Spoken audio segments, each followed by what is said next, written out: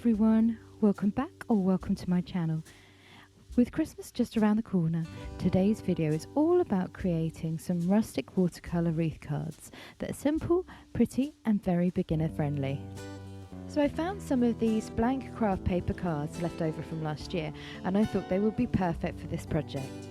I'm also using today 300 GSMs of cold pressed watercolour paper, a size 6 and 0 rounded synthetic brush, pencil, eraser, white gel pen and of course watercolour paint.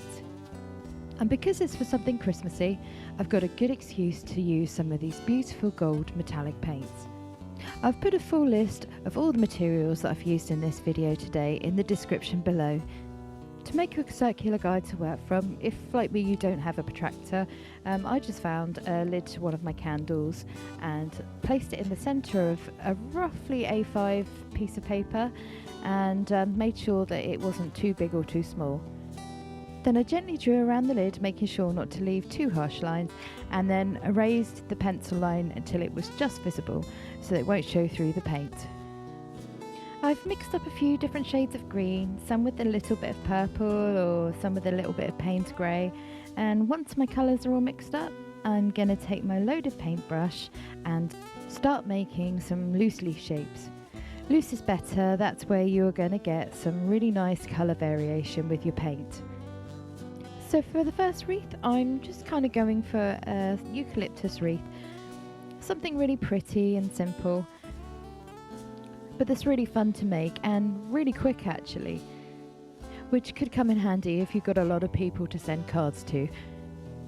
So to create these leaf shapes, I'm using the belly of the brush and I'm just dragging it lightly across the page, once or twice, just really loosely, just adding leaves along that circular guide, wherever I feel that they need to go and in different shapes and sizes, and not overthinking it too much, just going for it.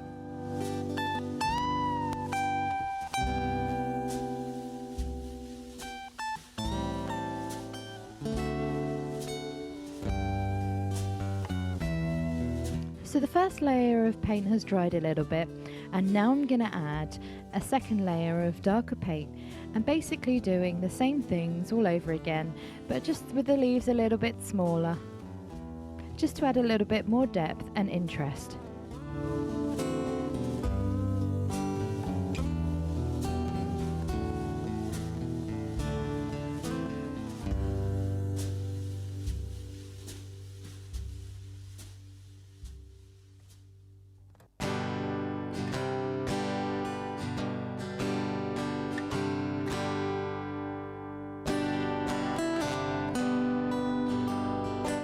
Once I think that this wreath has enough foliage, using a dark olive green, I just start adding little stalks and stems here and there. Doing this while the paint is still wet and then it bleeds really nicely into the leaves. No other colour combination says Christmas to me more than red and green together. So to finish off this painting, I'm adding tiny little red dots all around the wreath to look like berries.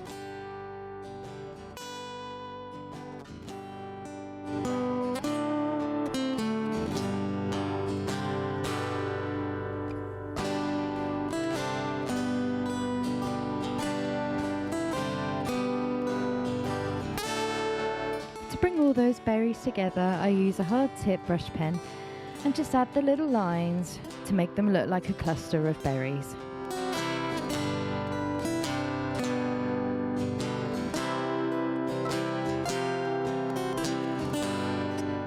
And then just really loosely go over a few edges of the leaves just to make them pop. So on to the second wreath. Again, I use my candle lid as a guide, this time making a really rough sketch and then erase the pencil until it's barely visible. So this time I mixed up some sap green with a small hint of burnt sienna to create a more muted green. Using the same techniques for painting the leaves, with the only difference making them a little thinner so that they look a little bit like mistletoe. So I'm just getting the tip of my paintbrush and then using the belly of the brush, I'm just dragging it lightly across the page.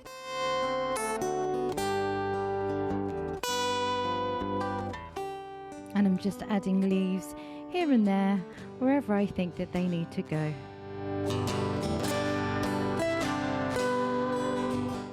Because I'm doing mistletoe leaves, this wreath is actually going to be a bit more sparse than the last one, so I won't be painting as many leaves.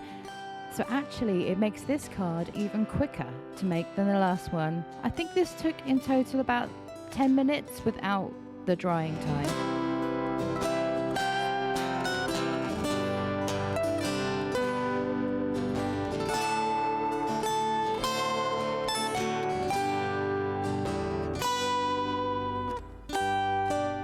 So I think I've got enough mistletoe leaves here, and now it's time for some pine leaves. Because what's Christmas without pine trees? So I'm using some burnt sienna to create the stalks first, letting that dry, and then I'll be adding the pine needles. So I'm going for a simplified version of pine leaves, and it's basically just the stalk and then these quick flicks coming off of the stalk, longer at the bottom and then smaller at the top.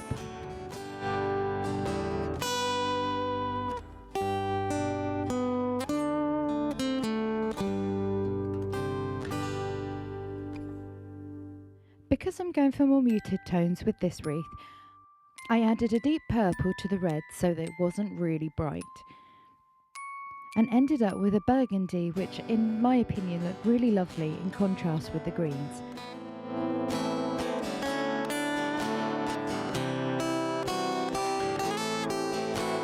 Now you could leave this as is, but with the last bit of the mixed up sage green that I had on my palette, I decided to add some paint splatters. This helped to pack out the wreath a little bit and add a bit of a whimsical touch, which I thought was really cute. And now we're on to the final wreath. This design is super simple and really quick to create. For this one, I'm doing a pine wreath. So like on the previous one, I painted the stalks first. With some green, I'm just adding some quick messy flicks with my small paintbrush to create the pine needles.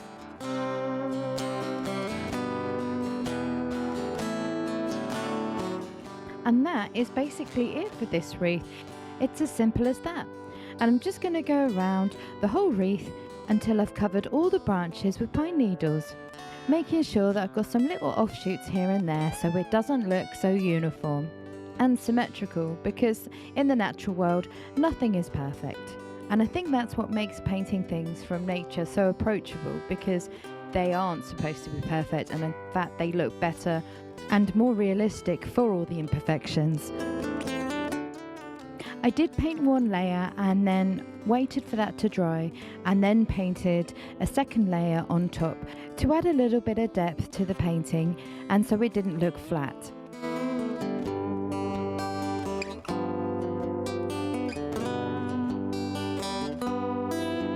And this is almost finished, and once again with the paint splatters, because I just love a bit of paint splatter.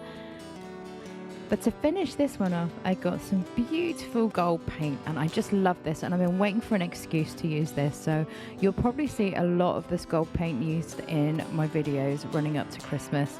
I'm just adding some little tiny gold spots to sort of look like baubles or lights, and I think it just looks so pretty and finishes this off just perfectly. And now it's time to turn these into cards. Because we're going for rustic Christmas cards, we don't need to use scissors.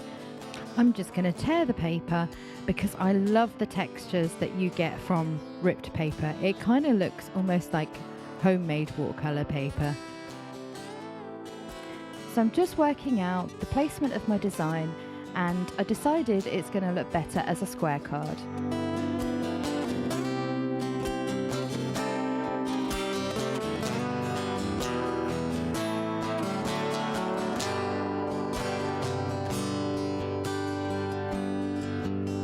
Because I dislike waste, I used some scrap craft paper, and with a white gel pen wrote a festive message to stick on the front of the card.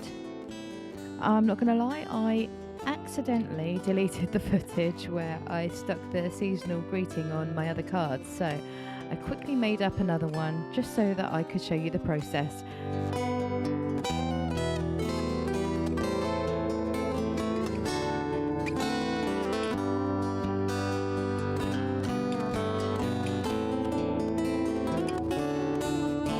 And it really is as simple as that.